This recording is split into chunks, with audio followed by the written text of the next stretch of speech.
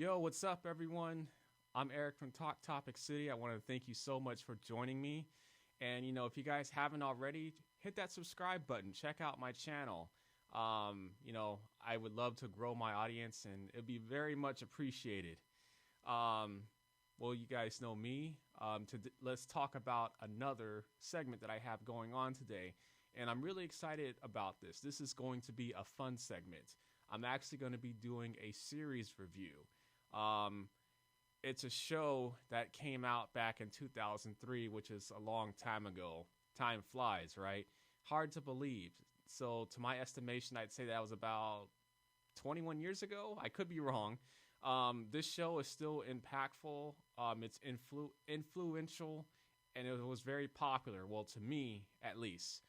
So, without further ado, let's get started. I actually brought in the physical copies that I own. So I'm going to show you guys right now.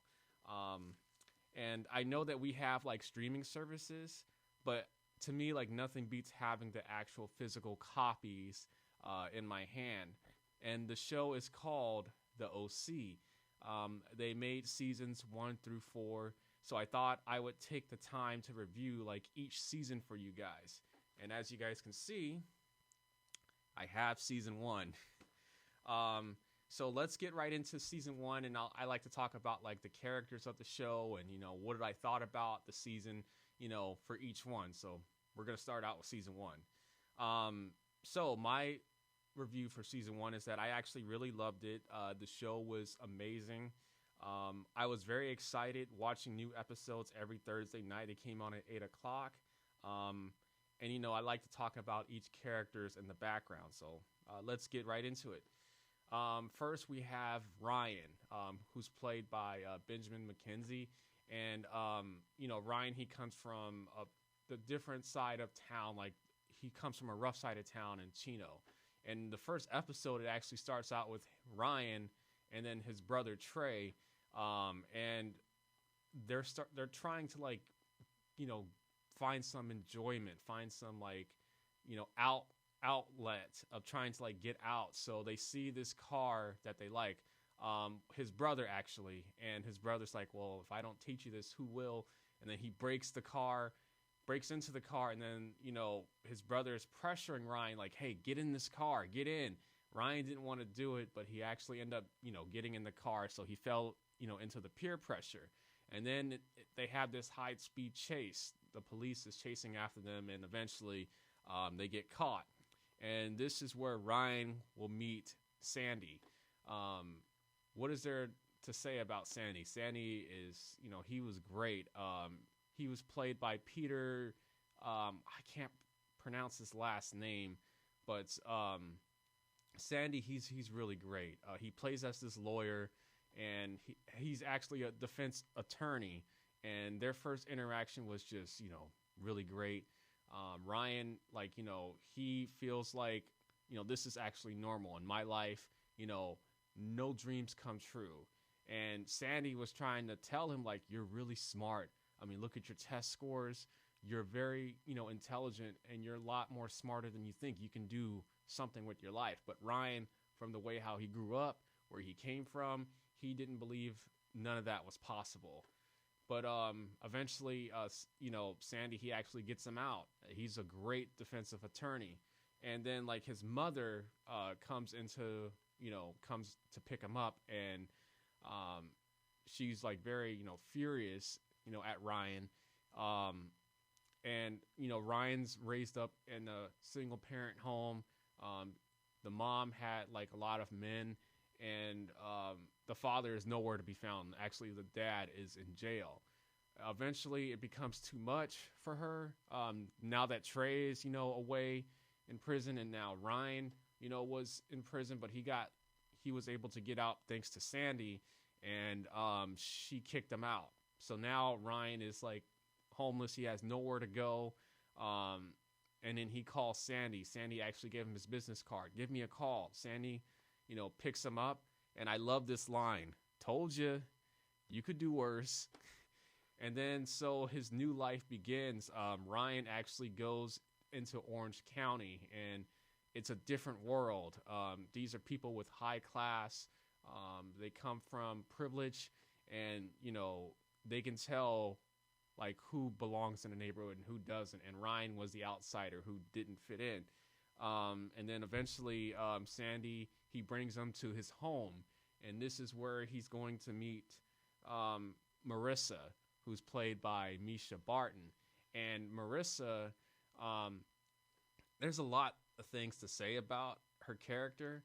I can say with Marissa, she drama either happens or it follows her. It's not always her fault. She plays like the girl next door. She's very popular, but she has a lot of flaws. There's some situations where she either causes it or it follows her. I think that she likes the drama because then she can fall back to somebody that can save her. And Ryan was actually that person that was always there, but he would get dragged into trouble all the time because Marissa causes trouble and she needs someone to rescue her, and that was Ryan. And I think she depended on that a lot. That can become exhausting, and eventually you're like, you know what, I can't do this no more because it's just messing with my mental health. It's causing me a lot of stress. But I love their line when they first meet. Ryan's out there and he's he's smoking a cigarette, and then she sees him for the first time and she's like, "Who are you?" And he's like, "Whoever you want me to be." That was really iconic. One of the most iconic lines in OC history. And so eventually, he goes into the home and he meets Kirsten. Kirsten is Sandy's wife, and Kirsten, she's great. She's a great mother.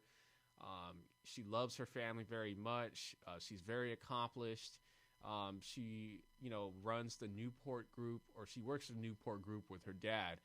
We'll get into, Caleb a little bit later, but she didn't trust Ryan at first because, he met him in jail, and she's like, "You're endangering our home. This is not a straight puppy, Sandy." But Sandy believed in Ryan. Sandy believed that Ryan had nowhere to go, no hope. But if he's surrounded by support and the right people, then he'll be proven right that Ryan is a great kid and he did a good thing by taking a chance on him. And Kirsten, she's great, and she's a mom, and it's normal for her to be concerned regarding the circumstances. And then we have Luke. Luke actually plays as Marissa's boyfriend, and right off the bat, Ryan and Luke did not like each other. There's some animosity there because Marissa started to have some attraction towards Ryan. You can see it in her face, and throughout their time they spent together. And Luke saw that. He became a little bit angry, and he wasn't very inviting. They got into fights with each other. Luke, he was a player at first because he was not honest with Marissa. He had an affair, messing with her friends, and then later on in the show, he actually, hooks up with the mom, which is, crossing a lot of lines. But I liked Luke. I think Luke was very cool.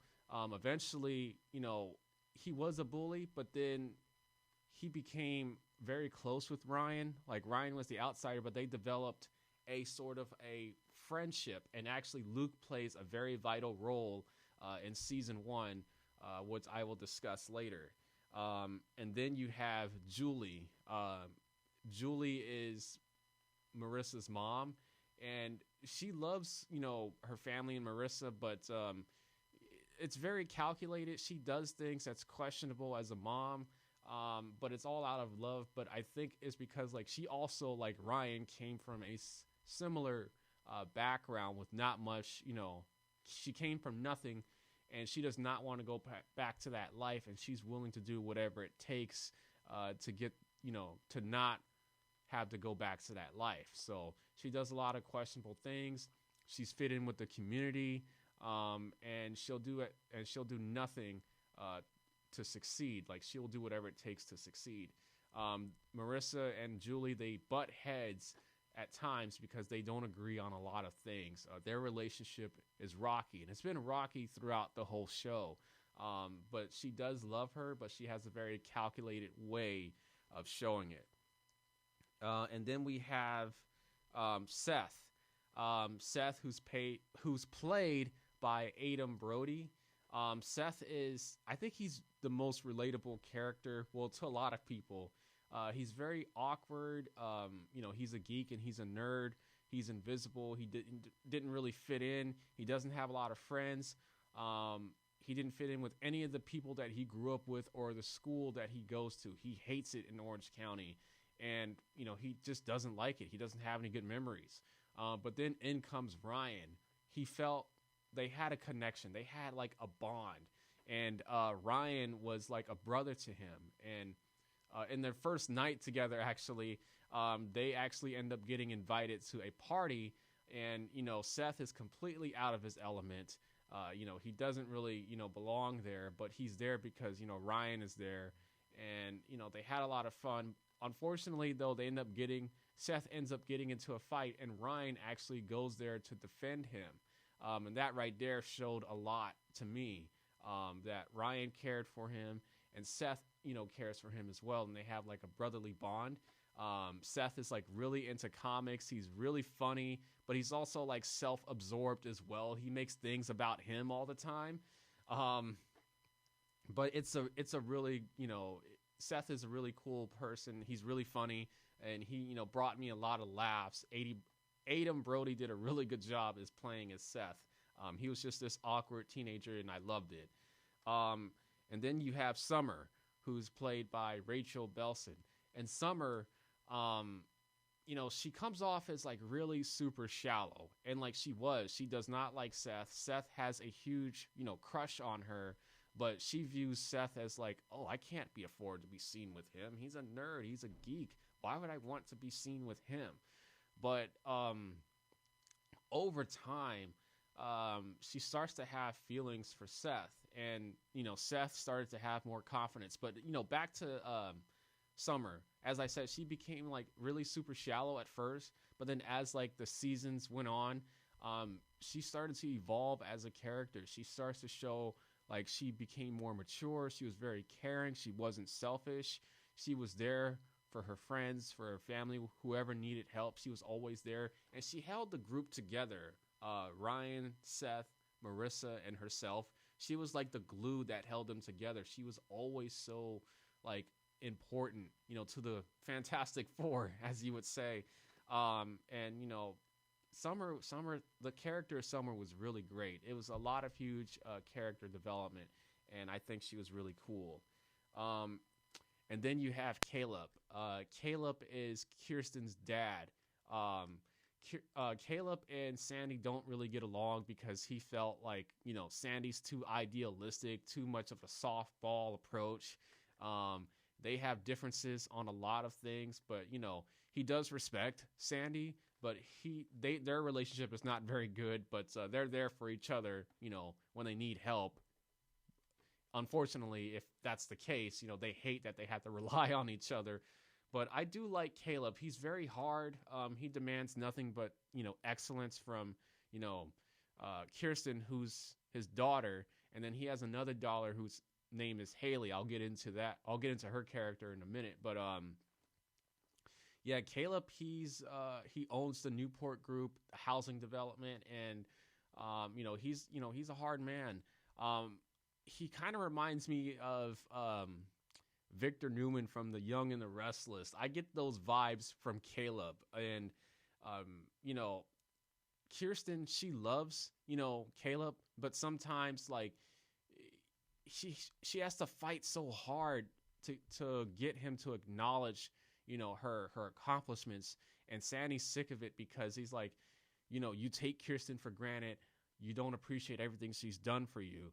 But they do love each other. It's just like, Caleb is a block of ice sometimes. And his character, he had a wife, and the wife had passed away. So I think that had a lot to do with it. But, I thought, I don't remember the actor who played as Caleb, but I thought he did a great job of portraying that character. And I thought Caleb was pretty cool. I know he wasn't very popular amongst the fan base, because people didn't like Caleb, but I thought he did a really good job. Everybody did such a great job playing these characters. And then you have, and then there's some side characters, and I really loved the side characters of season one. I thought like everybody did a good job. So, remember how I told you how Luke was very vital and important in season one? Well, this is where this side character comes in, Oliver. Oh man, like where do I get with Oliver? Oliver, where do I even start? Oliver, he tried to take everything away from Ryan. He is like jealous and he wanted Ryan's life because there was one episode where in the season one, he invited Ryan and everyone else out to a concert. Ryan did not trust Oliver. He saw some signs of him that was suspicious, but nobody like paid attention. Nobody listened. Everybody thought Ryan was paranoid, and they just did not listen to Ryan's warnings. And it started to show. As I said, when he invited the characters to this concert at the end of that episode, it shows where Oliver actually, I'm sorry, I skipped a part, important part. Oliver was busted for trying to buy like coke, drugs. And,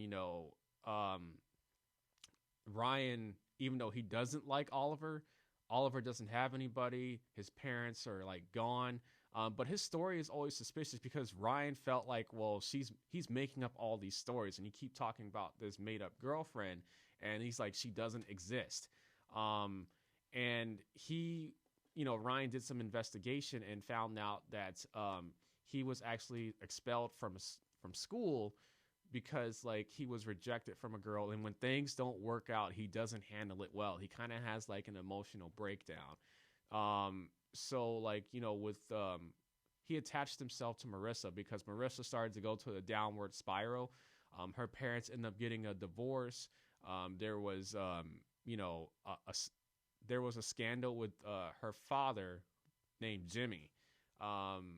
Jimmy, he loves his family, but he's always finding himself into trouble. He's always either, money problems or crossing the line with his friends or, legal problems. There's always something going on. And, Julie, who's Marissa's mom, had enough and she wanted a divorce.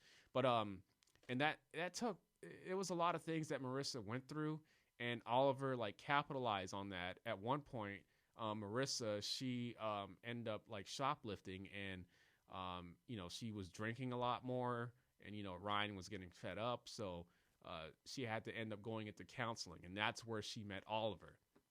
Now back to that episode I was talking about. After Ryan reaches out to Sandy to get Oliver out of jail for a defensive attorney, the end of the episode, it shows Oliver like peeking into the window where Ryan and all his friends are. They're having fun and playing video games, and I thought that was like really like creepy because one, how did he find out where they lived? Like, where did he? I didn't understand that, and nobody saw him. He was like just lurking in the background. He wanted everything that Ryan had, and it was very frustrating that nobody believed Ryan that, hey, there's something wrong with this person. Ryan ended up getting expelled because he was caught breaking in to trying to like read up on his files. And he started to drive a wedge between Ryan and Marissa. He always wanted to be around Marissa. Ryan tried to be the bigger person, but it became too much. Ryan had found a letter describing about how like he has feelings for Marissa, but Marissa didn't believe him. And then eventually, like, Marissa's like, it was for Natalie. He was trying to get back with, his girlfriend. But really, that was for Marissa. And Ryan, he, it was admitted to in his face. Like, Oliver's like, come on, man. You guys are from different worlds. You guys don't belong together. Guys like you don't belong with a girl like Marissa. And, Ryan had enough. And he ends up, like, assaulting Oliver. And he ends up getting expelled. And Ryan was trying to explain to everybody that he admitted it to my face that he wanted me gone. And Oliver, I guess, was playing reverse psychology, that he didn't press any charges. But at the end of this Oliver arc, Luke was the only one that believed in Ryan. And how ironic is that, right? Because they were enemies at first, but Luke was seeing the same things that Ryan was seeing. So I thought that was really cool because they were enemies from day one, but Luke believed Ryan out of everybody else. And that was like the most frustrating and disappointing part. So like at the end of Oliver's arc, or saga, as you would say, um, he confessed his feelings for Marissa, and then Marissa's like panicking because now like Oliver's not letting her leave, and like she ends up calling back Ryan, the person that she did not believe, the person that she dumped and got rid of. Now she's calling back Ryan, and they have a confrontation. Oliver, he had a gun because he's like, I have nothing else to live for if you leave, if you leave me. But they talk him down, and I thought Ryan's speech was very iconic. Like, Oliver, put the gun down, man, and he's telling him, like, don't do this. And Oliver's like, I'm doing you a favor. Why would you do this? I mean, and then Ryan's like, well, why would you do me a favor? Like, you hate me, but I know what it's like to be abandoned by your family, by your friends, that nobody else believes in you. But if you put the gun down, you get a second chance. And I thought, like, that was really cool, what Ryan did. And eventually, Oliver turned himself in. And yeah, that's the end of the Oliver arc. I thought it was fantastic. I thought Oliver, he did a really good job of making a lot of people like, hate him. It's like, oh, like, go away. But it was really great. I loved Oliver's arc. It was really cool, and I loved the fact that it brought Luke and Ryan together, and that whole thing was great. And then you have Teresa. Teresa is a very interesting side character because she played as Ryan's. I think they were going out, like they were boyfriend and girlfriend at the time, and then Ryan had left. He had to leave Chino behind, and Teresa was really hurt by that. But she ends up coming back into town, and Teresa, she's in a situation herself. She was supposed to be getting married, but I think she had cold feet and ran away. She ran to Ryan. She knew where Ryan was going to be. She ended up taking a job in Orange County, and then eventually she bumps into Ryan, and Ryan's really happy to see her because, for one thing, he just went through that whole ordeal with the whole Oliver situation. He was very disappointed in his family, and his friends who did not believe in him. And then you have Teresa, and he just had to let everything out. And, Marissa was trying to like get back together with him, but Ryan just couldn't forgive her that fast. That you weren't there for me, you left me, you abandoned me, you called me pathetic, you just didn't believe in me. And why would I want to get back together with you? Look how easy it was for someone else to come between us and between our relationship and our lives. So he ended up running to Teresa. He told Teresa everything, and Teresa understood. And that's how like they end up like, getting together. So it became like a love triangle.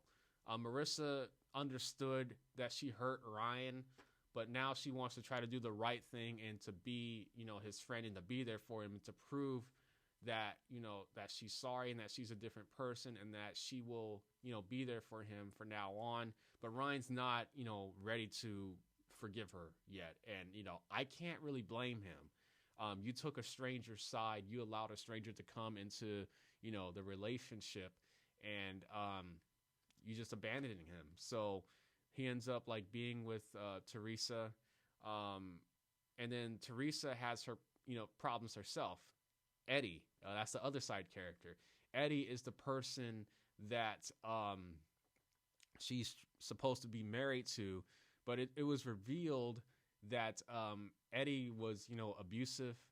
He hit Teresa before, and that's why like she ran away. And I kind of feel bad, because Eddie, when he first came into the picture, he seemed to be like a really hard worker. He works a hard job. He's providing, making the money, paying the bills, and he loves Teresa. but he ends up being abusive. That's why Teresa left in the first place. She had cold feet, because he had hit her, before. And, so it becomes like, as Seth would say, becomes a romantic rhombus. Because you have Marissa, who still loves Ryan. You have Teresa, who's in love with Ryan. And then you have Eddie, who's wants Teresa back. But then you have Ryan, like, he cares for Marissa but doesn't want to be involved and hasn't forgiven her yet. And then you have Teresa, who he's close with, who he grew up with. Now they're back together again. So now Ryan's kind of like stuck here. Eventually, like, one thing leads to another. Teresa, he hooks up with Teresa, but then Teresa ends up getting pregnant, and that opens up a new can of worms. So that happens, and it was revealed later on in the show. Ryan's, obviously he's not ready to become a parent, but he's willing to do the right thing, and he's accepted, taking responsibility and doing the right thing. The show, and I almost forgot, I'm sorry. You have Anna. Anna, actually, she's another fantastic character. I can't believe I completely forgot Anna. Anna was like Seth, actually. They had a lot in common, and like, she loved comic books. Seth loved comic books, and that's where Summer like felt threatened, because Anna actually loved Seth and liked him for who he was. And with Seth and Anna, they actually end up getting into a relationship, because like, they were both fighting for Seth's attention and love, and they had to say, Seth, you need to choose. Is it going to be Summer or is it going to be Anna? And then, he chose Anna at first. And they were together, and I really, really loved them as a couple on the show. It was just too fast it was just unfortunate that they ended, fast, because Anna like missed being home. She's from Pittsburgh, and, she wanted to leave, but she also started to see writings on the wall, because Summer started to make more attempts to get with Seth. And then Seth was starting to give her more attention. And, he started to gravitate to Summer a lot more. And so Anna started to see writings on the wall, and they end up, breaking up. And then, Anna ends up leaving. And that was kind of sad. The music that they played. And then I love this interaction between them, because Seth's like, Anna, like, what am I going to do without you? You're so wise. You're so intelligent. What am I going to do without you? And then Anna's like, confidence, Cohen. And then like, tears was down her eyes. And, it was sad to see Anna go, because I really liked it. And when they first met, she was telling Seth, like, what women find confident? And then Seth's like, okay, dudes in water polo. And she's like, confidence. So, Anna was really cool. And, it was unfortunate that she left so quickly on season 1. She was there for a few episodes. But I really enjoyed her character. She was really cool. But back to the like main situation at hand, with Teresa and Ryan and Marissa, so that Teresa ends up getting pregnant, and so she wants to go back home, and she wanted Ryan to come with her. And at first Ryan wasn't ready. Like, she saw his reaction. She's like, you're not ready for this. And then she ends up leaving. And then Ryan started to feel guilty, and he comes to the conclusion, like, I have to go back. Like, Teresa can't do this by herself. I'm leaving. And naturally everybody was devastated, because Ryan meant so much to everybody, in the, community, except for Caleb. Ryan doesn't like Caleb too much, because he feels like Ryan is not a true member of the family, but that's a whole nother story. Seth was devastated, that Ryan had to leave, because, he said, like, he's the only real friend I ever had. And I can't imagine what this place is without him. Seth just completely broke down. He just couldn't accept the fact that Ryan was going to leave and, not return, because he was like a brother. Like, he felt like there's no Seth without Ryan. And it comes down to like, and the next thing, what happens is that, he ends up, being with Summer, who he always loved, but his love for Ryan meant I think, more to him, because at the end of the season, um, he started to lash out at Marissa, because none of this would have happened if you had involved Oliver and drove Ryan away. And that caused him to be with Teresa. And, Seth was angry. And I can understand that. Marissa, she causes a lot of problems. And sometimes it's unnecessary drama. And then sometimes, it just happens because with Marissa, that's just how it goes. But that at the end of the episode, they end up leaving. Ryan ends up leaving, thanking everybody for all their help and everything that they've done. There was a big hug, and Seth, he just couldn't handle it. He ends up leaving. He gets into a sailboat and he sails across the country and he leaves. He leaves a note for Marissa. I mean, not Marissa, I'm sorry. He leaves a note for Summer, his mom, and his dad, and he's gone. And then the season ends with, Ryan, leaving. And then it shows Marissa where Ryan and Marissa first met, as she's staring at Ryan in the car with Teresa. And that was unfortunate. And then, there's another side character, Haley, that I forgot as well. Haley is actually, she is Kirsten's sister, and Haley, she's the wild card. She always causes trouble, but Caleb has a soft spot for her, and he always bails her out, and that's what frustrated Kirsten. And Haley's the irresponsible, wild sibling child, and Kirsten was tired of taking care of her mess, so they had a huge argument. But I really don't have much to say about Haley. She was cool. But she wasn't as impactful, I don't think, to the show. But Haley was all right, and she did grow as the season went on. But she was kind of irresponsible on the episodes that she was a part of. But she had a wake up call, and she understood that she can't continue to live the life that she's living.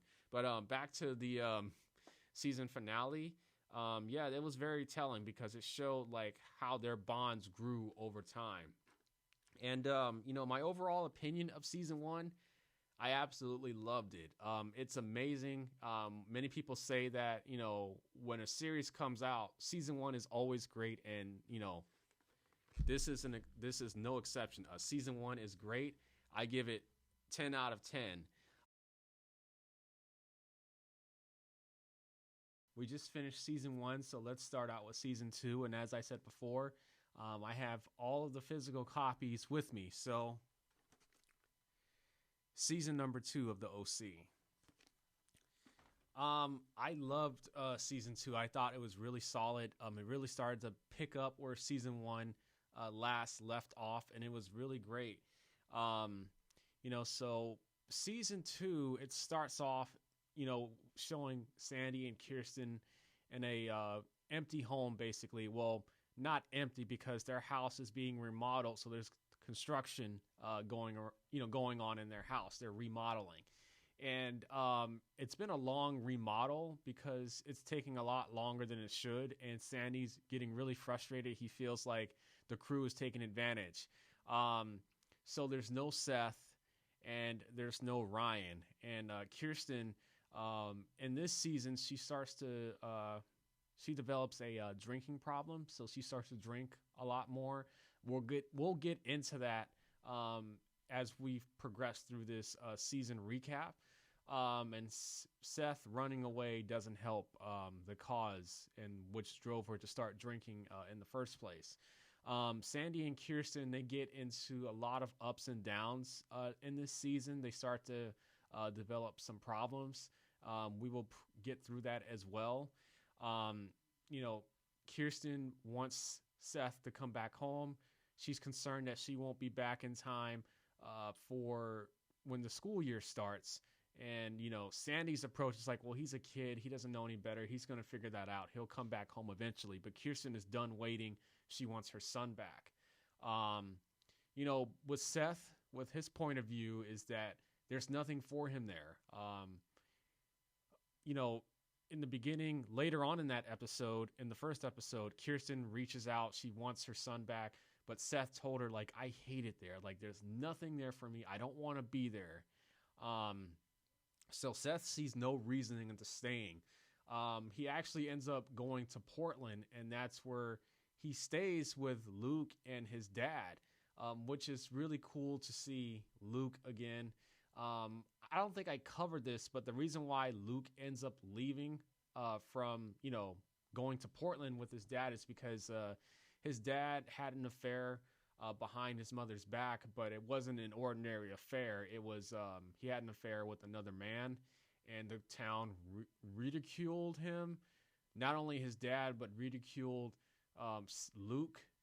He was being bullied by fellow classmates, fellow peers. It was a lot of things that Luke went through.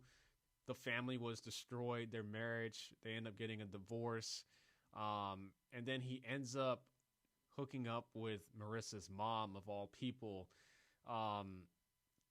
That crossed a lot of lines. That was pretty messed up. But, Luke was regretful. He hated what he did, and he wanted to apologize to Marissa. But, nobody was buying his apology. They wanted nothing to do with him. And he developed feelings for Julie, who's Marissa's mom. And, Julie was getting involved with Caleb, but Caleb wanted nothing to do with her, left her after, being divorced with Jimmy. And those two just kind of found each other. That was during the Ryan and Teresa arc. But anyways, back to season 2. It was good to see Luke again. I wish they had brought him back, but after this episode, from the first episode of season 2, we don't see him again, and that's unfortunate because, I liked Luke. So Sandy now has to try to convince Seth to come back home, and Sandy's actually involved with the case with Kirsten's dad, Caleb. Caleb's being investigated. There's a lot of things that's going on. He's being investigated by the Newport Group, and he needs Sandy's help. But back to the issue at hand. Sandy wants to convince Seth to come back home. He goes to visit him. There's some harsh words towards Seth. He's bitter and he's angry that they let Ryan go. But, Sandy's like, well, Ryan needs to do what he has to do. And I'm your parent and I love you. And I've done everything I can to provide for you. And when you're 18, you can move far away from the parents you hate and the town you loathe. But Seth is just angry. And, he walked out on dinner. He didn't want to, be with his dad anymore. And the next morning, Sandy tries again, but, he just takes a different approach. He's like, at least I know you're safe here. And the door is always open. That didn't go very well with Kirsten. She didn't like it, but, she understood what Sandy was trying to do. But here's the last attempt. He actually reached out to Ryan, and he got that idea from Jimmy, actually, because Kirsten was a little bit, she was not a little, she was lonely. The house was empty. No Ryan, no Seth. And, Jimmy and Marissa came by to keep her company and to visit.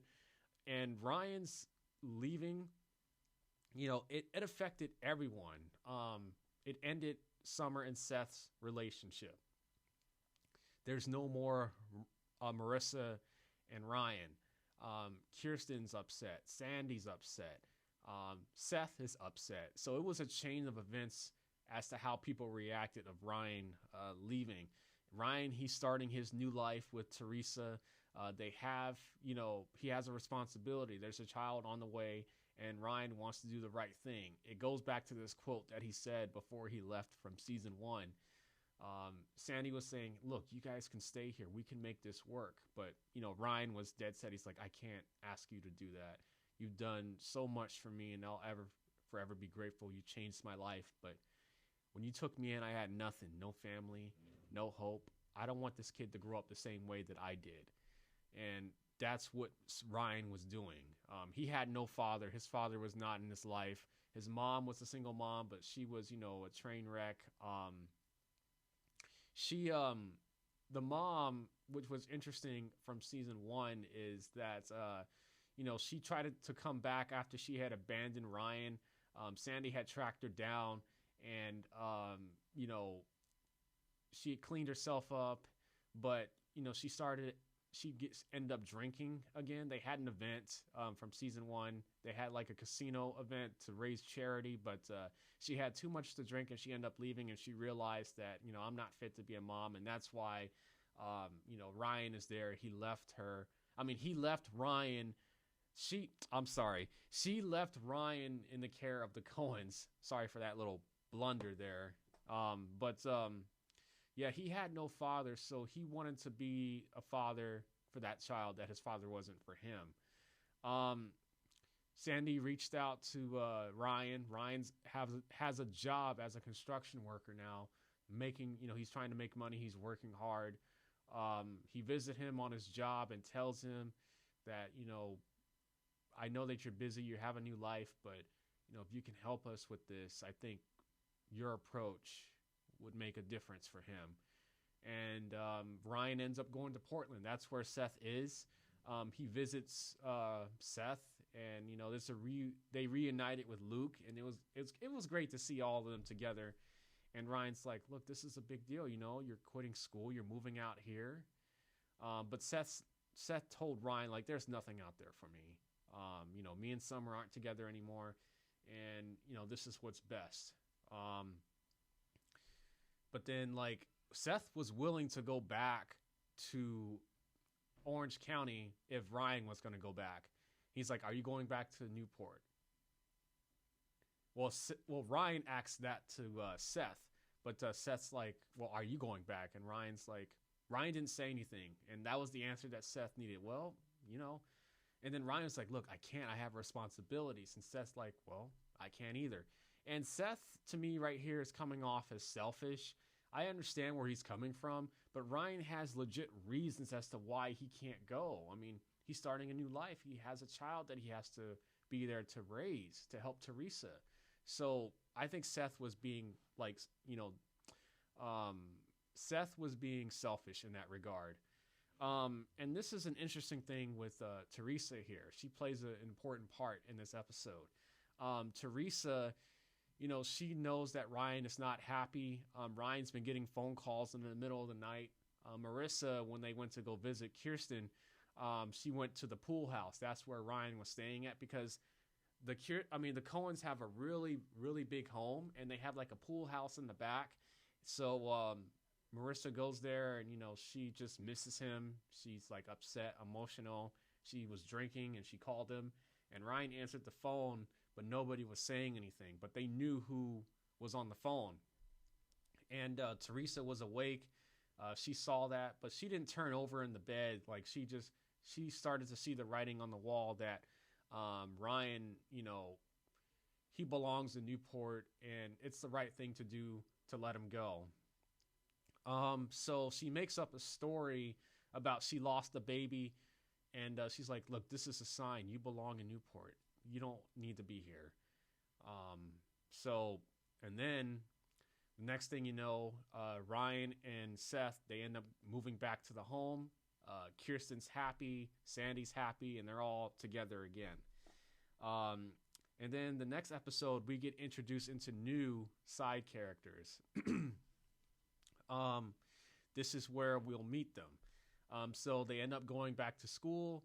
Summer sees Seth for the first time. She's bitter and she's angry, and that's understandable because Seth abandoned and left her.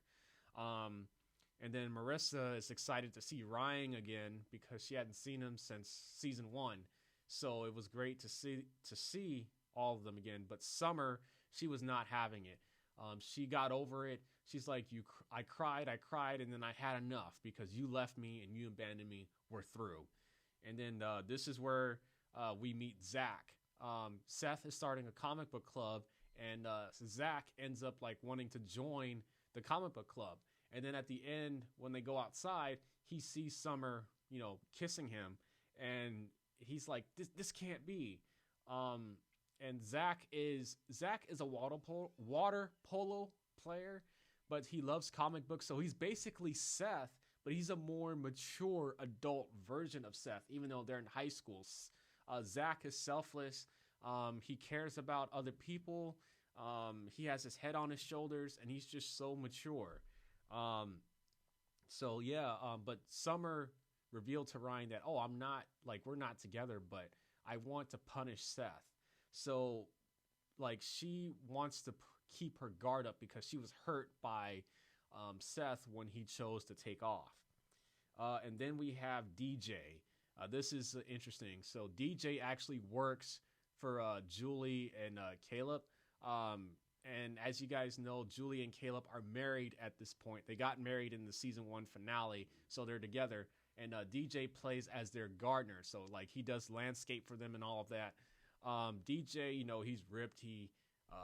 He's a young man. Anyways, long story short, Marissa actually, it's revealed that Marissa and DJ are together. Ryan comes back and Ryan asks her, like, hey, are you seeing anybody? Ryan told Marissa how it was like in Chino and, what it was like for them being together. And then Ryan got the impression that they can pick up where they left off. Marissa was not honest with Ryan. And, Ryan went to go and kiss Marissa, and DJ saw it and he didn't say anything. And he went to go visit Marissa later on that night because he wanted to talk to Summer about, hey, like, we should all be back together. But Summer's like, we've all moved on. Marissa moved on. She didn't mean to say that. And she's like, look, things weren't always nice between us. You should talk to Marissa. So he went to go talk to Marissa, and that's where he sees Marissa kissing DJ. And they had an event later that day. Well, that night, they had the carnival event for their high school.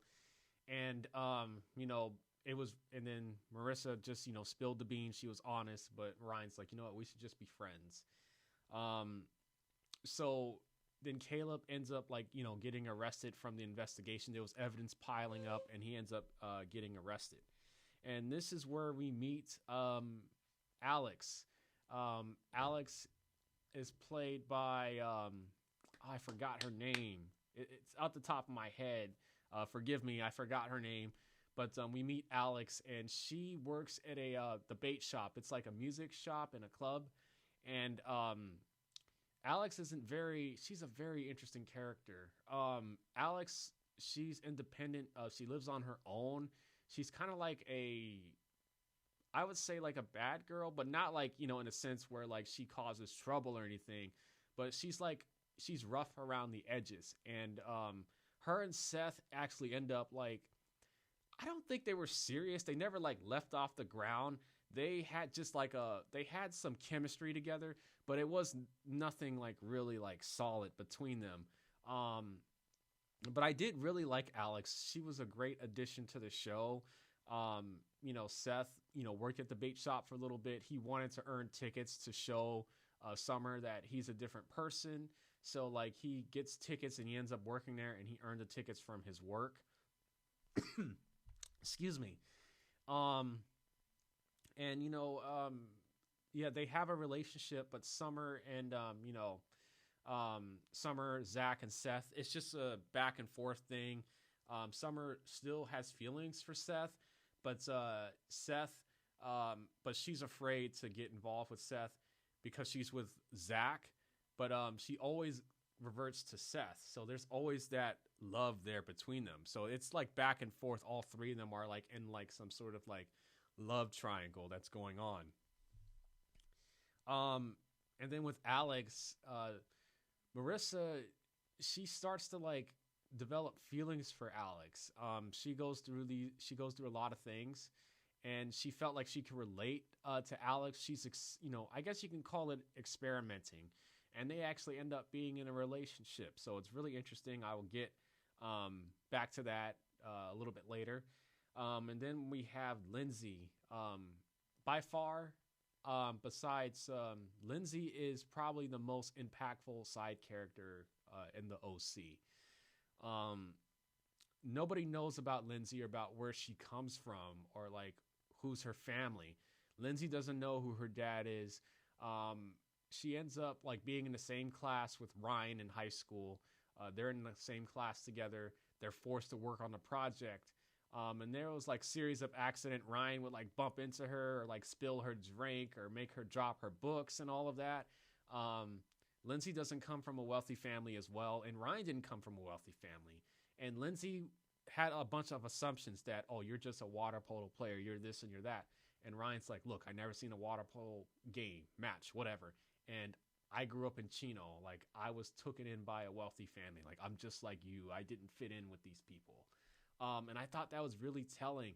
And eventually, look, over time, Lindsay and Ryan end up getting into a relationship. And I thought that Lindsay was the best person for Ryan, because Lindsay and Ryan, like, Lindsay never caused drama. She never caused problems.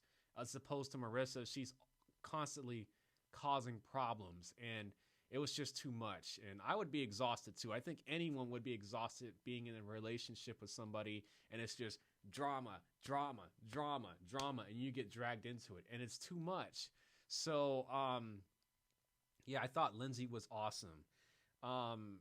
The thing with Lindsay, it was a major event that happened, and it was very impactful. So it turns out that Caleb is Lindsay's dad. And the reason why that's so significant is because Caleb had an affair outside of his marriage, and Kirsten is actually Lindsay's sister. And that's weird because, like, Kirsten's a full-grown woman. She's like, I guess you can say in the show she's portrayed in her in her mid-40s or something like that, right?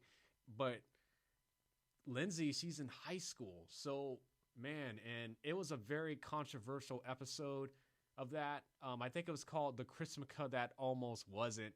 And anyways, it was impactful. Kirsten, she just went off the deep end. She's like, how can you do this to my mom, to our family? And, you know, Renee Reeler was the person that he had the affair with. And Lindsay was just devastated because she never knew who her father was. It wasn't revealed. And then Caleb, excuse me, Caleb finally told her, like, I'm your, like, he didn't say, like, I'm your father, but Lindsay connected the dots and, like, you know, that he was her father. And, you know, Kirsten, you know, as I said before, she started to have drinking problems. So this contributed to her drinking problem. She was just a mess. She could not forgive her dad for what she put Lindsay through, what she put her family through, her mother through. You know, she ends up having a bottle. She locked herself into the closet. But eventually she comes out and comes to terms that Lindsay is part of the family now and that she has to accept her. It wasn't easy, but she views her as part of the family. And that was a lot for Lindsay because she's the outside child. And I think a lot of people can relate to being the outside child. You're viewed and treated differently. But Caleb, you know, he didn't reach out to Lindsay at first. And he also didn't like the fact that Lindsay was involved with Ryan. He did not like Ryan. Ryan and Caleb actually end up getting into an altercation because it's like, you burnt down one of my model homes, you impregnated another lady. But then Ryan turns around to him and says, well, it sounds like you know something about it, but except I didn't pay her off to stay quiet. And they actually almost end up getting to a fight. Caleb has a heart attack scare and ends up in the hospital. And then by all this happening, he realized that I haven't been the best father. He had an epiphany and he apologized to Lindsay. And he's like, I would be proud to be your father. And it's like, can you forgive me? Like, I'm sorry. And then Lindsay, she's like, I hated you at first, but now it's because I thought I almost lost you. But now I want to be your daughter. And after he got better, he wanted to, like, announce to the world that he wants to adopt Lindsay. But Julie was not too keen to that idea because Lindsay, there was no paternity test. And Julie felt like not only that her new life was, you know, threatened, but like the inheritance was going to be threatened. And that you need to do this to your family. You need to get the test. So Caleb ends up like, you know, let's put a hold off this adoption. And then that really hurt Lindsay. She's like, what did I do? And then Caleb's like, nothing, but I just need to know for sure. It was too much for Lindsay. She ends up leaving. Um, but they end up taking the paternity test, a few episodes later, and Lindsay and Caleb are a match. Caleb is Lindsay's dad, but after everything that's happened, all the things that Lindsay's gone through, she felt like she just needed to leave because she felt betrayed and hurt by Caleb and that her father wouldn't treat her this way. So they end up going to Chicago, and Ryan was so sad that Lindsay left, and I can't blame him because Lindsay to me was the best girl that Ryan has ever met in his life. There was no problems, there was no drama. Lindsay to me was just a great person to be with Ryan. So she ends up leaving, and Ryan was hurt. He was really hurt. It was hard for him to move on from that, and he just wanted to get her back, but it just never happened. And that was really unfortunate. And, so Alex and Marissa are still together at this point, but they start to have problems in their relationship. But I want to move on to there's Haley too. Haley is, as I told you before, she is Kirsten's sister, and Haley, she's more mature. She actually got a job out of the country, actually in Japan, and she ended up taking the job. Haley and Jimmy are together. They develop feelings for each other, and they are together. But Haley ends up leaving because she wants, she wants to make something out of her life. And after what happened in season 1, she realized that she needs to, grow up, be mature, and to make something out of herself. And so she saw this as an opportunity to make that happen. And so, she took it.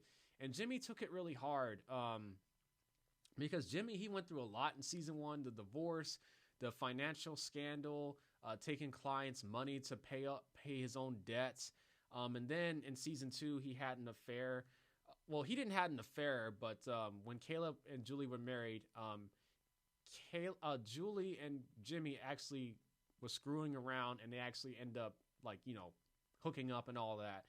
And what makes it worse is that Marissa saw, and Marissa was furious because don't you understand what my mother did to me and how she wrecked my life and yours?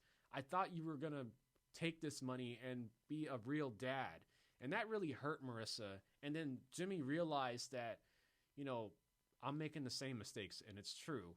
And Jimmy ends up, leaving because he wanted to start a new life and start over. He had to reflect.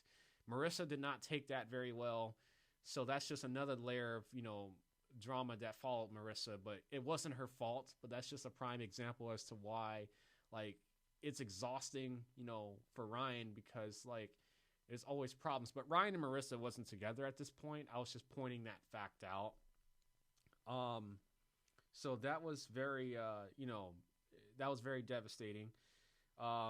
So moving on, I want to talk about Rebecca.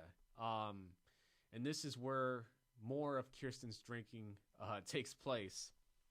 Rebecca, oh man, where do I start? Rebecca was once in love with Sandy. Sandy, that was his college sweetheart. They grew up together, I think, if I'm not mistaken, and they actually end up almost getting married before he met Kirsten.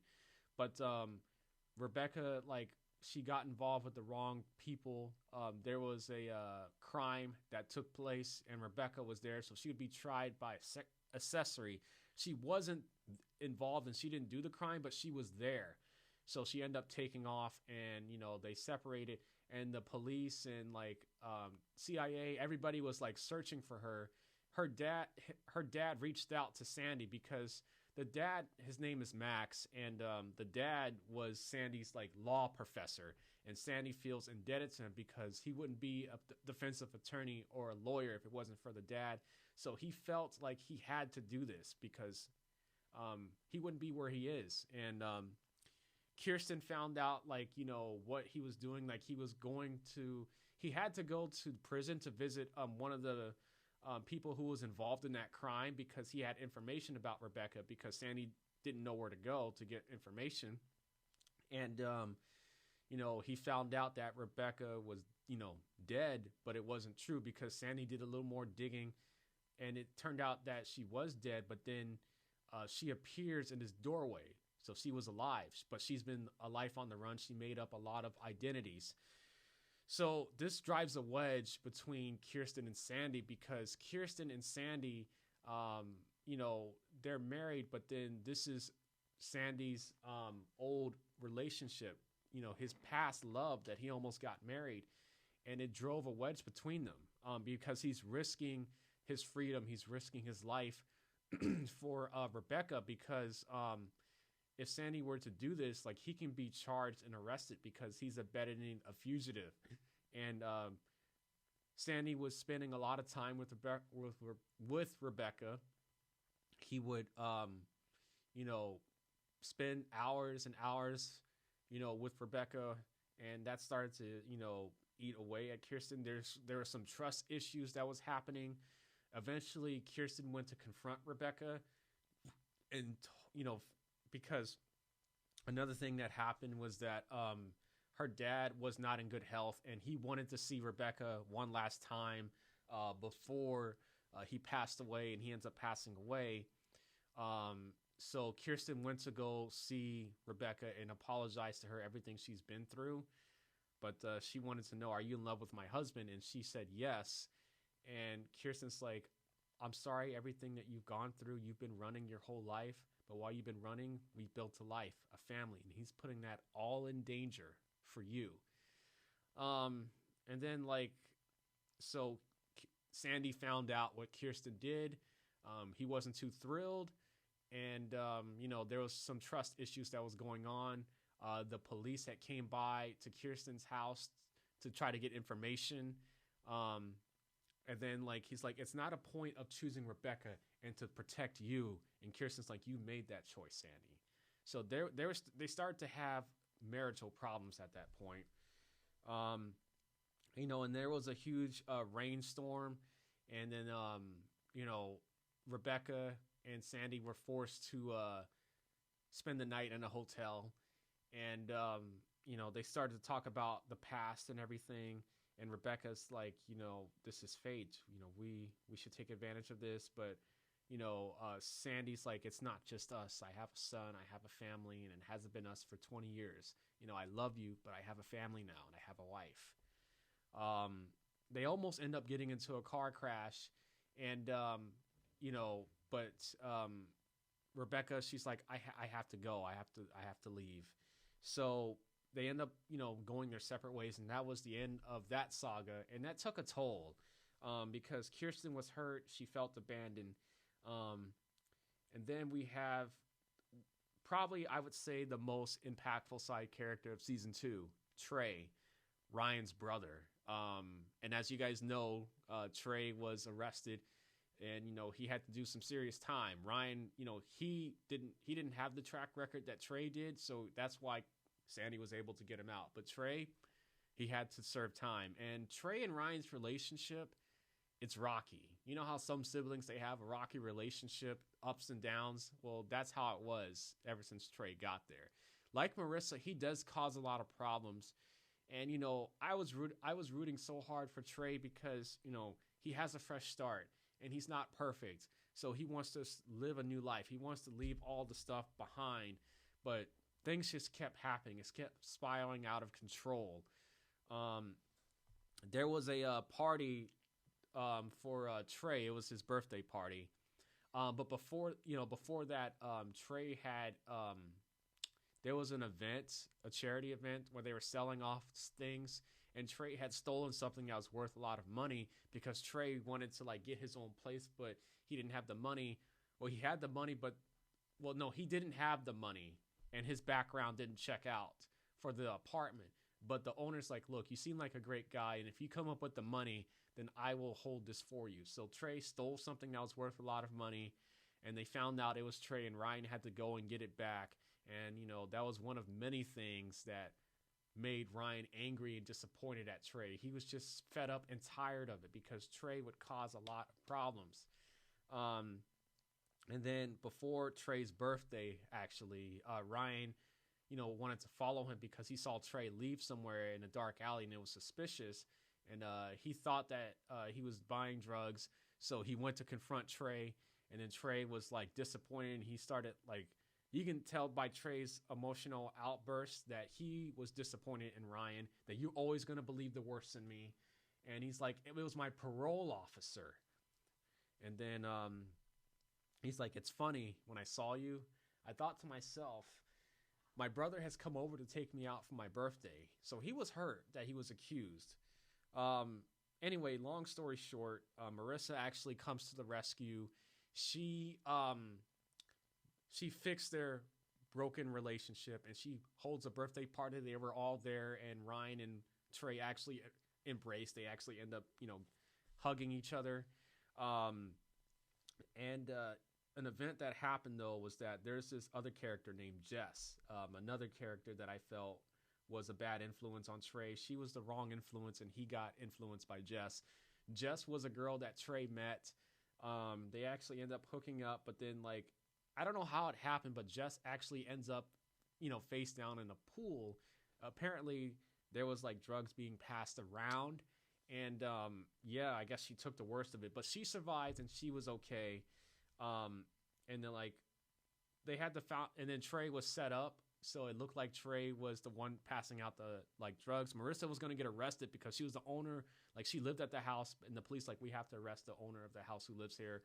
And Marissa was going to get arrested, but Trey took the fall. I gave them to her. Ryan did believe him, so he wanted to do an investigation. They found out who was responsible, and they end up clearing his name, and he they end up taking care of that business. With Jess, though, she likes to drink, she likes to party, and she was actually getting into drugs. And then eventually Trey ends up getting into drugs because she was making some money, and Trey needed some money at the time, so he ends up doing that. And then we have Carter, another wedge in Kirsten and Sandy's relationship. Carter, he was something that Rebecca was for Sandy. Now, Carter wasn't, a past lover or anything, but there was some attraction that started to build up between Kirsten and, Carter. And they actually end up kissing at one point. They had a lot in common, and it was just sparks between them. Even though she was still married to Sandy because of what happened with Rebecca, they were still trying to mend their relationship. And eventually, Carter ended up leaving because he was offered a job in New York. And he left, and Kirsten took it, hard, and she ended up drinking again, as I said. And then that's what happened. And another event that happened was Ryan, Sandy, and Seth ends up going to Miami because Sandy's mom is getting married, so they go visit the mom. And then Ryan's like, I'm concerned about Trey. He has no one here. I don't want to leave him by himself. So Marissa's like, hey, I will, watch him. I'll be there for him, whatever he needs. And Trey was going job hunting, and he actually ended up getting a job by the bait shop where, Seth used to work at, where Alex used to work at. So Trey gets a job at the bait shop. But Trey starts to have his mind was in the gutter, man, because he started to develop feelings for Marissa, which is wrong because Marissa's with his brother Ryan, and Ryan, he's not there. So they had a little too much. Well, Trey had, I guess, a little bit too much to drink, and plus he was doing a little bit of drugs at the time, so he wasn't in his right mind. They were Trey and Marissa was actually celebrating, him getting a job. So they watched the movie, and one thing leads to another. Trey's not in his right mind. He confesses his feelings to Marissa. Why does Ryan have to have all the good things? One night, no one needs to know, and he ends up forcing himself on Marissa, but Marissa fights him off, and this opens up a can of worms. It was terrible. And I felt so angry and upset because I was rooting so hard for Trey. Brian and Trey are in good terms now, and then he does this, and it's just terrible. So he forces himself on Marissa. Marissa fights him off, and now Marissa's starting to act weird around Ryan, and Ryan's like figuring, like noticing, like why is she acting like this. And at one point, Ryan and Marissa were together, embracing each other, but then like Marissa starts to have these flashbacks, and she has these emotional outbursts, and then she just leaves, and then Ryan's like, just tell me what's going on. Marissa doesn't tell him, obviously, because she's just afraid like what Ryan would do, and she doesn't tell him. And then like Ryan went to go visit Marissa, but then he sees Trey leaving Marissa's house, because Trey is like, look, I want to apologize. I'm sorry, I wasn't in my right mind. And Marissa told him to get out, and that's what Ryan saw, but he was assuming the worst, that they hooked up. It did kind of happen, but it was against her will. So Ryan was, I guess, trying to figure out what was going on, doing some investigation. He went to go to Trey. Trey was avoiding him, but eventually he tracked Trey down, and Trey's like, she forced herself on me. We had a lot to drink, but it wasn't the truth. Trey was lying. He didn't tell Ryan the truth. And Carter leaving took a toll on Kirsten, because she ends up drinking a lot. Sandy brings it up like, I'm worried about how much you're drinking. And she's been hitting the bottle hard. And then like Carter had sent Kirsten a necklace. I guess like a thank you necklace. I appreciate you. And like Kirsten got the necklace. But then like she realized that I have to move on. Like, I miss Carter and he meant a lot to me, but I'm married and I'm with Sandy. And she apologizes to Sandy, said she was sorry, but she was like on the phone, and then she ends up getting into a car crash, and it was revealed that she was drinking and driving. And so that's just another incident of like Kirsten's drinking taking on a toll. And then Sandy had pulled a brochure of a rehab facility, and he's like, I'm asking you to do this. But she's like, but Kirsten's like, look, what happened last night scared me. My life flashed before my eyes. And Sandy wasn't convinced, like, you just don't snap your fingers. As he said, and something like this disappears. But she ends up dumping everything, like dumping a bottle, all the alcohol out of the house. And then my next side character is Lance. Lance is Julie's past. Lance was blackmailing Julie by giving her, giving him a bunch of money. And if Julie doesn't do it, he will reveal like photos and videos of her, and videos that nobody, that she would want anyone to see. Her reputation, her new life will be, destroyed. So she ends up, paying off Lance, and Caleb and Julie were having problems at this point, and Caleb found out what Julie had done in the past, so that made him look at her side eye. But he decided to give her one more chance. But it turns out that Caleb, I guess, had hired a private investigator, because he saw Julie and Lance together a few times, but nothing happened between them. But like Caleb had enough, so he initiated a divorce, and he was going to kick her out. Julie had no money, nothing, and that's where the wheel started to turn. Caleb, like, health wasn't in, great condition, and like he was taking some prescriptions, and I think like some prescription bottles had got switched or something. So like Caleb actually ends up dying. I don't know how he died. I don't remember the full details of it, but he ends up dying, and that right there really pushed Kirsten's drinking over the edge, because before the last conversation that Kirsten and Caleb had, Caleb was confronting Kirsten about her drinking problem, that you're an alcoholic, you have children you need to think about. And Kirsten just went off, and he's like, and she's like, I'm not going to die alone, and that's more than I can say for you. And then when she found out that her dad had died, Sandy had found one last bottle that she didn't throw away, but there was nothing he can do, because Kirsten, she just lost it at that point. So they had the funeral and they had dinner, and Kirsten just lashed out, and that was the last straw. Sandy had, made a plan to like send Kirsten to the rehab facility. It was an intervention, and it took place. And then so they had the intervention. Sandy drove Kirsten to the rehab facility, um, and then unfortunately, the last event that we all know that was iconic was Ryan found out the truth about Trey, about what he did to Marissa, and Ryan went to confront him. His face was, he had no emotions. He had bad intentions in mind because he just found out that his brother had forced himself on his girlfriend, and they actually end up getting into a physical altercation because the reason how he found out is Summer had confronted Marissa about her change in behavior, the bruise, and she's like, "I'm your best friend.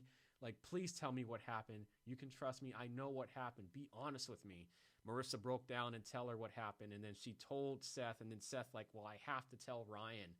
And I felt like I understand why Seth had to do this, because if he didn't tell Ryan and Ryan had found out, then Ryan would not have forgiven Seth. So he had to do it. But that led to a can of worms because they had a physical altercation, and it got to the point where it was in danger where like Trey was going crazy. He actually was trying to really hurt Ryan badly to the point where he might kill him. There was a gun there, and Marissa picked it up and shot Trey. She did it to save his life. And yeah, that was the end of the season. I know this was an extremely long video. I apologize. I had a lot to say. My overall opinion of season 2 is it's amazing. I love season 2. It was solid. It's awesome. I give it 9 out of 10 because, season 1 is gold, 10 out of 10. But season number 2, 9 out of 10. I absolutely loved it. Now we're going to transition into season 3 of our OC review.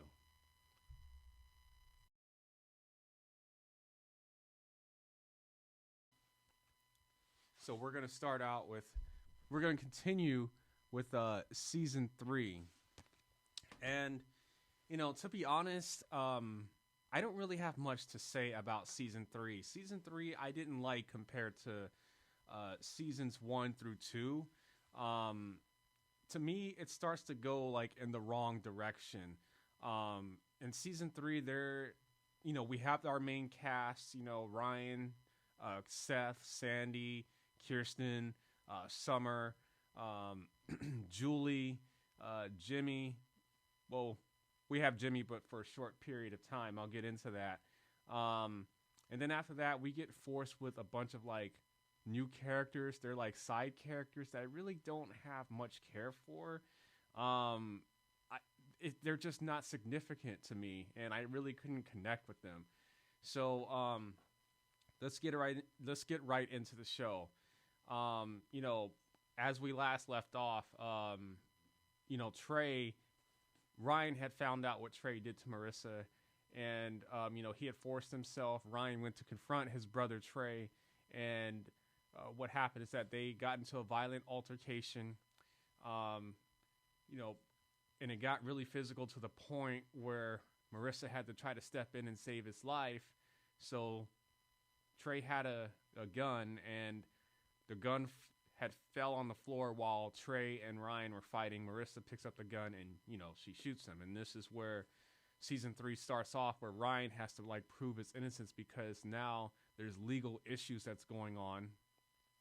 And, Trey's in a coma and they have to live with what happened. Marissa, she has to deal with the struggle of, being forced on. That's like a lot of trauma, and it's hard for her, which I understand. And so like everybody's trying to figure out the best course of action here. Even though Ryan is really upset and he hates his brother at this moment, but he still loves him. As I said before, they have a really rocky relationship. To fast forward, Ryan, he has to try to prove his innocence. And then, eventually like Trey, he actually ends up waking up from his coma. after Ryan went to go visit him in the hospital, he didn't wake up when Ryan was there, but he woke up after Ryan left, and that's significant. And then there's Julie. She's playing, politics here because Marissa, she has a chance of actually, facing charges. So she wanted to bribe Trey that, hey, say that Ryan did it, I'm gonna pay you. I forgot how much money, but it was like thousands and thousands of dollars, and that's what Trey did. And now Ryan's on the run because the police are after him, which wasn't the truth. Eventually, they get caught, and Ryan, he has to go back to to jail again. And then Marissa, she wants to confront Trey, and she has a lot of fear, which is normal because of what happened. And I'll never forget this line. Trey's like, "So you come to finish the job?" But she talked Trey into like telling the truth that Ryan didn't do this. But Trey saw it was the only way out because he was offered a lot of money. Sorry about that. Um, that was a little whoopsie there, but he was offered a lot of money, and he took it. He took the opportunity because he can start a new life elsewhere. Um, they found out the truth, and it only snowballed from there. But eventually, the truth came out that Ryan was innocent, that it wasn't truthful. But they end up going their separate ways. Trey, was leaving town, and everything that happened with him. And Ryan, even though they're torn, Ryan still wanted to see him one last time before he left because I think deep down, Ryan knew that he was not going to see Trey anymore after that. And Marissa's character in this season, it kind of snowballs. There's a lot of drama, of course. Ryan and Marissa have to try to repair their relationship because of what happened with Trey, and she's dealing with a lot of trauma, a lot of triggers. She starts to drink a lot more. Man, this microphone's not cooperating with me. But she's starting to drink a lot more, and she's also like skipping school. Ryan and Marissa's relationship, they're starting to drift further apart, and eventually they end up breaking up because there was nothing holding them together anymore. And then there's a bunch of side characters I'm going to mention, which I don't care for. We have Johnny, we have Chill, and I don't even remember the other side characters, but basically what happened is that Marissa, she had to end up going to another school because of what happened. Everybody found out that she had shot somebody, and she wasn't allowed back in Harbor, so she ended up going to, I think, Union High School. Pretty much a really rough school compared to what she's been used to for her whole life. And that's where she meets Johnny and his friends, and Johnny actually, oh God, I don't even know where to start with him. He's a side character that I don't really care for, but he's only one of the, well, actually two characters that has a significant effect on the show because it's Johnny and then there's Volchuk. With Johnny, he starts to develop feelings for Marissa. Marissa, I don't think she said that she ever loved him, but she reciprocated those feelings. She didn't realize like Johnny loved her, but she didn't like kind of push him away too, which also caused a strain into Ryan and Marissa's relationship. He confessed his feelings, and she had to choose between Johnny and Ryan. She ends up choosing Ryan, which caused Johnny to like lose it. He was upset. He couldn't handle it because he really, really loved Marissa. He ends up drinking. And then like he goes to see Caitlin. This is another side character. Caitlin plays as Marissa's sister. She appeared briefly on season 1. But she's one I don't really care for because she's not significant. But in this part, she is because she went to go visit Johnny because Johnny, he was kind of playing back and forth because he couldn't handle, being rejected by Marissa, and then like he got involved with the sister Caitlin, and that kind of like stirred a lot of things with Marissa. She was with Ryan still at this point, before they had broken up, but it caused a lot of drama and strain. So it was like a love triangle, I guess you could say, because Marissa, she was conflicted about that, and Caitlin knew that she liked Johnny even though she was with Ryan, and she would like hang out with him, be around him all the time, do a lot of things. But long story short, this was the night that Johnny, his character basically gets killed off because he was drinking. He's on a cliff. Ryan tries to you know, get him to safety. He's like, you need to get off this rock. He's like, you're the last person I want to see. Hey, Marissa, this is your boyfriend, your knight in shiny armor.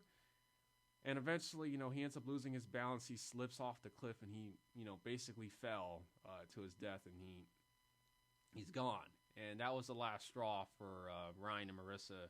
Eventually, they start to become distant. They don't see eye to eye anymore. And then eventually they just break up. And then we have Volchuk. Volchuk, he is the only side character that matters. Volchuk, he is like a bad boy with a lot of like edge to him. He gets into trouble. He blackmails Ryan at some point in the show. Basically what happened is he starts to he gets Ryan to try to fight him at first, and Ryan didn't want to fight him.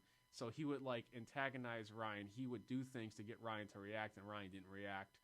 This was early in the season, but when Ryan and Marissa were together. But moving forward, with Volchuk, he actually ends up being with Marissa because Marissa, again, she was lost, and plus she was dealing with her family's divorce because Jimmy, he was actually around in season 3. He had to leave in season 2 because he had the affair with Julie, and he wanted to leave to start over, to start a new life, so that he can heal himself and not make the same mistakes. He comes back in season 2, near the end of season 2, and he's there in season 3, but he ends up owing people money because I think they had helped him out in the past. I don't remember specifically. And Caleb, who is Kirsten's dad, ended up passing away. They thought they were going to be left behind a lot of money, but it was revealed that Caleb owed money, that he had debts to pay off, and they were counting on that money. Specifically, Jimmy was counting on that money to pay these people back, and he didn't get the money. And, Jimmy, he ended up getting beat up because of the debt he was owed. So, Marissa had to deal with that as well. And, Johnny's passing, and, Jimmy, who's her dad, ends up leaving again. And Marissa's like, if we're going to leave again, then don't come back because it's too hard to keep saying goodbye like this. So I understand why Marissa was acting out the way that she acts out. But at the same time, I think she causes her own trouble as well. Some things that happens that's out of her control, and then some things she causes on her own, and Ryan would get pulled into it, and eventually it becomes too much. So this is where Volchuk comes involved because Marissa, she's lost, she's acting out of control, and she just identified with Volchuk at that point, and she ends up getting involved with Volchuk. But that doesn't last because Volchuk, he's into drinking. He got her into doing drugs at some point, and then they have this, the prom, and Volchuk and Marissa end up going, to the prom together. And this is where Marissa ends up finding out that he'd been messing around with other people. She confronts him, and they broke up. But then deep down, Volchuk actually ends up regretting it because he realizes that Marissa was the best thing that ever happened to him, but he had treated her for granted. Ryan, Marissa and Ryan actually end up being friends after Marissa, I guess you can say, she matured and cooled down from causing, drama. And it pretty much snowballed from there. It became ugly. In the season finale, Marissa was given a ticket, out. I forgot where by her father. I think out in the sea or out in the boat somewhere, Hawaii. I forgot where. And she went to Ryan for advice, like, what do you think? And Ryan had agreed that it's what she needs. She needs a fresh start, to start over, to get away from everything, and to come back eventually as a new person. And I think that was a really wonderful thing because Marissa, Orange County, it doesn't mix. There's a lot of bad history there, a lot of chaos. So Ryan wanted to take her to the airport because Ryan said, like, you're the first person I met when I got here. I want to be the last person you see before you say goodbye. He's driving her to the airport, and then Volchuk, he actually ends up confronting Ryan as they're driving to the airport. He wanted Ryan to pull over so he can, I guess, fight for her love, or he couldn't accept the fact that Marissa had dumped him and is leaving. They were both driving, crashing into each other, and eventually Volchuk crashes into Ryan's car. It goes off the highway, and it ends up crashing. There's gasoline, and then, Marissa, she's severely hurt. Ryan has to carry her out, but at this point, Marissa's not going to make it. And this is where Marissa's character gets killed off from the show. She doesn't become involved in season 4 because there were some creative differences there, and this is how she wanted her exit from the show. But that's really hard. Ryan had to literally hold her in her arms as she had died, and that was the season 3 finale. As I said before, I don't have much to say about season 3. Oh, and I almost forgot. I'm sorry. I forgot to mention, Kirsten. Kirsten, she, had to go to rehab, and she recovered from, drinking. As you guys know, that she had a drinking problem in season 2, and she was sent to rehab facility.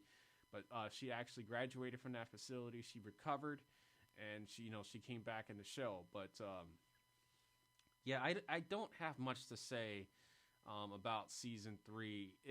To me, it's where it starts to go in the wrong direction. We were forced with these side characters I did not care for, and it just wasn't really good to me. I really didn't have much takeaway from it. I didn't really enjoy it as I enjoyed seasons 1 through 2. So that's my brief, review of season 3 of the OC. Hey, what's up, everyone, and welcome back to my OC review. We've done season 1, 2, 3. Now we're on to the last season, season 4. And as you guys know, I have the physical copy with me, and here is season 4 of the OC. They've only made 1 through 4, and it sucks because I really loved the show when it first came out. Season 1, I give 10 out of 10. Season 2, 9 out of 10. Solid. Season 3, 5 out of 10. I didn't really enjoy it. And then season 4, it doesn't exist to me. I think it's a garbage dump, and it goes in the wrong direction. It's a dumpster fire. To me, season 4 is the worst season throughout the whole series. I don't have much to say. There's only a few episodes that really I enjoyed, and that was actually good. So let's get right into season 4 of the OC. So we have Ryan, Marissa, Kirsten, Sandy, Seth, Summer. There's no Marissa because, as you guys know, Marissa is killed off. And then we have Volchuk. There's Julie. And then Julie, she actually ended up getting married. She's with Summer's dad. I forgot to mention that in season 3. But, no, per se. But they actually ended up getting together. But in season 4, they actually started to, drift apart, and eventually they separated. So I will get right into it. So with season 4, everybody's trying to, accept the fact that Marissa is gone, and it affected so many people. Even though Marissa, she was a troubled, young girl, she meant a lot to so many people. And, obviously Julie, that's her daughter. Even though they had bumped heads and at times they really went after each other, there was love between them. They just, didn't see eye to eye to a lot of things. And Julie, she actually ends up going off the deep end. She, a lot of medication. She's married to Summer's dad. I forgot the character's name who plays a Summer's dad. I think it's Mr. Roberts, but I could be wrong. He's trying to connect with her again. He's trying to get through to her, but everything's just going one ear out the other. She's just not there. And then you have Ryan. Ryan, interesting, he was there. So he was the person who was most affected from Marissa's death besides, Julie, her mom. Ryan ends up getting into cage fighting. He just wants to forget everything that happened to this point. He abandoned, his family that took him in, because the season starts off as Sandy. He's going into this sketchy location. He's at like a bar, and Ryan has this little room, and Sandy likes come back home, we miss you. But Ryan, he just doesn't want to hear nothing of it, and he just disappears. And it's really hard for them. And Ryan actually ends up getting a phone call from Julie. She has some information, and she had revealed that she had hired a private investigator to follow Volchuk. And she gave Ryan the information saying, you can handle it any way you want to. But Ryan, he's just like, I don't care anymore, because he's tired of this pain and he just wants to move on. And Julie couldn't believe it, because she's like, you still care. You haven't visited her grave once, but you still care. And I love the music that's playing, by the way, in this episode, Running Up That Hill. It was really cool. And then later on in this episode, Ryan's into cage fighting. He's fighting fighters in a cage like UFC. And it's violent. But Ryan, at this point, he doesn't care about his well-being. He doesn't care about his health. He just doesn't care about nothing anymore. And in this episode, he has everything from Marissa, like pictures and items that I guess was given to him while they were in a relationship together. Ryan takes a look at the pictures, and then he just throws it in the trash. He just dumps it because he wants to move on. Seth, he discovers that Ryan is in cage fighting, and he went to go visit him, and he saw him fighting in the cage. Ryan gets, his butt kicked. He's bleeding and all of that. Seth went to confront Ryan, and Ryan's like, sorry, I missed dinner, because Seth had invited Ryan over to the house, but Ryan didn't want to go there. And he was trying to tell Seth, like, you guys are better off without me. Ever since I've been involved in your lives, it's been nothing but drama. But Seth was trying to convince him, like, look, my dad, he doesn't care. He loves you like you're his own son. And he can't forget the kid that he had adopted and brought into the family. And eventually, Ryan, he comes back to his senses, but only, for Julie, because he realizes that he doesn't have closure, and he wants to confront Volchuk and says, I have to do this.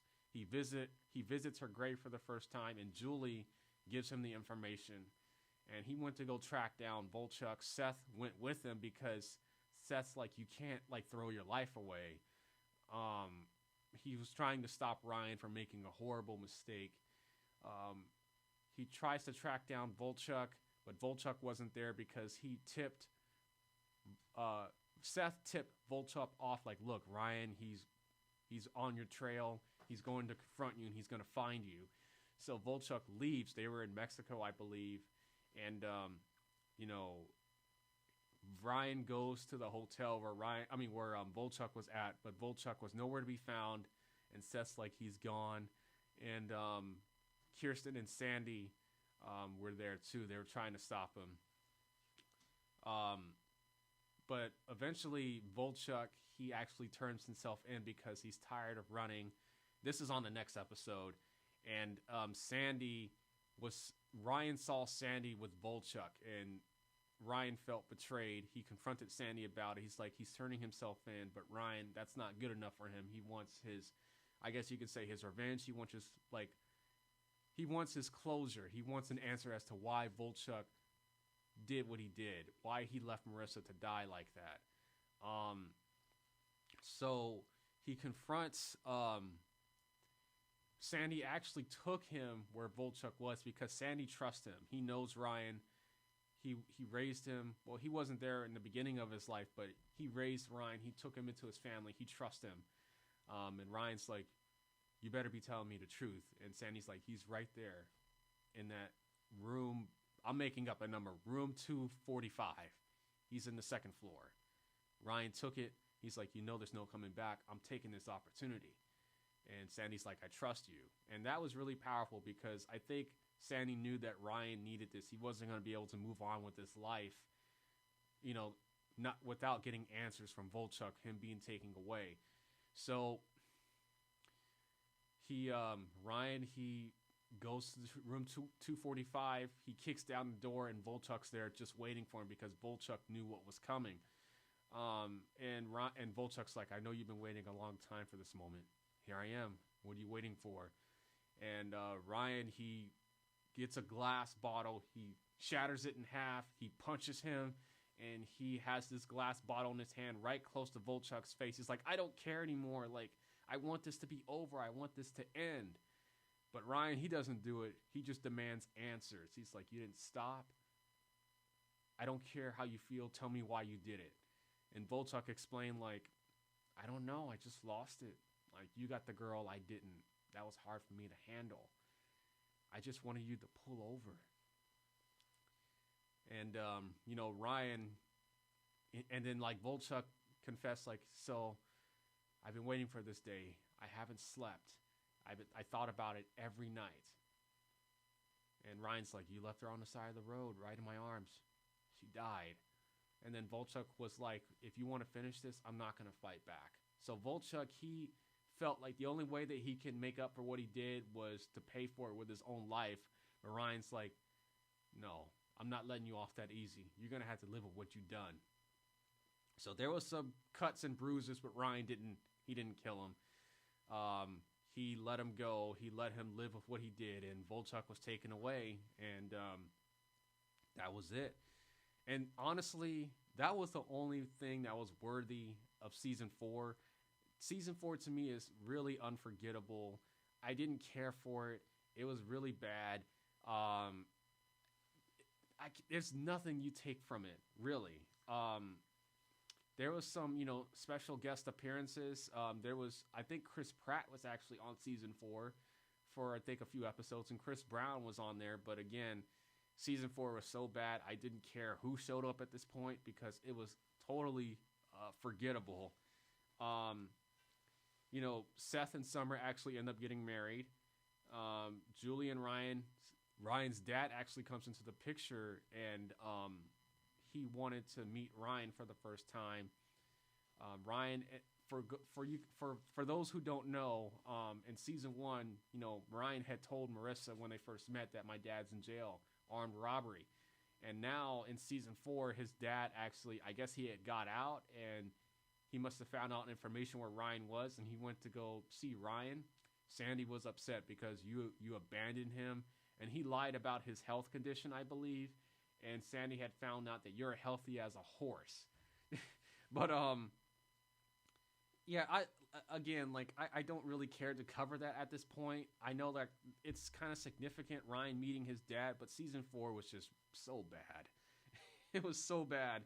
But Julie and Ryan's dad actually ended up getting together. They actually started to form a connection because Ryan's dad actually ends up going to Julie. I don't know how or why, but I don't care at this point because I only watched Season 4 once. And trust me, it's a one and done type of watch and to never be worth watching again unless you want to see Ryan in cage fighting, getting revenge on Volchuk. But other than that, it's really not worth watching. And then the end of Season 4 was actually really cool because it shows flashbacks. It shows where Ryan first meets Marissa. He's seeing her spirit, which was really cool because there was an earthquake that happened and their house was not livable anymore. So they actually end up having to move out and go somewhere else. So it was a big deal because that house is a cornerstone of the OC. So many memories there. So they end up leaving. Ryan was the last one to leave. And as Ryan is exploring the house one last time, he's in the pool house, and it shows Ryan from clips of season 1 in the pool house, clips of him meeting Marissa. And then at the end of the show, they show the aftermath. They show Kirsten and Sandy actually end up having another child. It's a girl. It's a daughter. Seth and Ryan, they show them getting married. I mean, I'm sorry, Seth and Ryan. What am I thinking? Seth and Summer actually end up getting married. Whoops. And then Ryan, he actually ends up living out his dream, becoming an architect. He's very successful. And it goes back to season 1 where Sandy meets Ryan for the first time, helping him out, taking him in. Season 4 with Ryan, he has like a briefcase. He has some files in his hand. He's on the phone making business calls, and he sees a little boy, kind of looks like him. He had like a tank top. He had like messy hair, and that's how Ryan had looked. And he goes up to the kid. He's like, "Hey, you need some help? I think I can help you out here." And then that was the end of the show, because it implies that Ryan is going to do the same thing what Sandy had did for him to this child, take him in and adopt him. So I thought that was a really cool touch. Overall, my takeaway from season 4, it's 2 out of 10. It's not good at all. And my overall opinion of the whole show of the OC, season 1 is 10 out of 10. Season 2, 9 out of 10. Really solid. It's awesome. Season 3, 5 out of 10. Goes in the wrong direction. And then season 4, as I explained, it's not worth watching. It's 2 out of 10.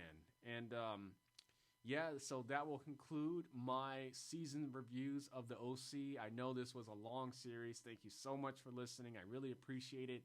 And let me guys know, what did you think of the OC? What are the things that you thought that could have changed? And me personally, I think one of the biggest changes that I would have liked to see is Lindsay come back, because Lindsay and Ryan, I thought Lindsay was the best girl for Ryan. She was there. There was no drama. They truly connected, as opposed to Marissa, where they loved each other, but it was just always drama. There was always something going on, and Ryan would get dragged into it. And then another thing, I wish they had brought Luke back. Luke was such a great character. He was, a douchebag at first. He was awful. He was cheating with Marissa multiple times, and he actually ended up getting involved with her mom. But, he redeemed himself. He had apologized, and they became, friends again, because Luke had a near-death experience, and that brought everyone back. Luke had dealt with a lot of things, too, in his family. We only see him in season 2, but for one episode, and that was it. So I wish they had brought Luke back and Lindsay. That would have been interesting. Hey, guys, I made a mistake. There's a character I forgot to mention. There's Taylor. Taylor, she is, I guess you can say, a significant character from season 4, because Taylor is a person who Ryan ends up getting into a relationship with. It was hard for Ryan to open up his heart because of everything that he's gone through, and still trying to move on from Marissa's death. And Taylor, she actually ends up winning Ryan over. There's a lot of scars with Ryan, but Taylor, she's significantly awkward, but she's really sweet. But yeah, I really don't have much to say about Taylor, except for that she's the new interest with Ryan, and she gets involved with Ryan, and she's really cute, she's bubbly, she's energetic, and she's funny. And she was actually a part of season 3 as well, but I didn't really pay too much attention, because to me season 3 wasn't really as good. But she was in season 3 for a brief period of time, and then season 4 is when she becomes part of the cast, and she ends up being with Ryan, and they're together. So I forgot to mention that. I apologize. So yeah, Ryan and Taylor are together in season 4. But yeah, overall, I give the OC, I would give it I would give it 6 out of 10. And the only reason why is because season 1 and 2 are the best, but I didn't care for season 3 too much, or season 4. So that's my takeaway. Thank you so much for listening. I'm Eric from Talk Topic City, and you guys have a blessed day. Peace.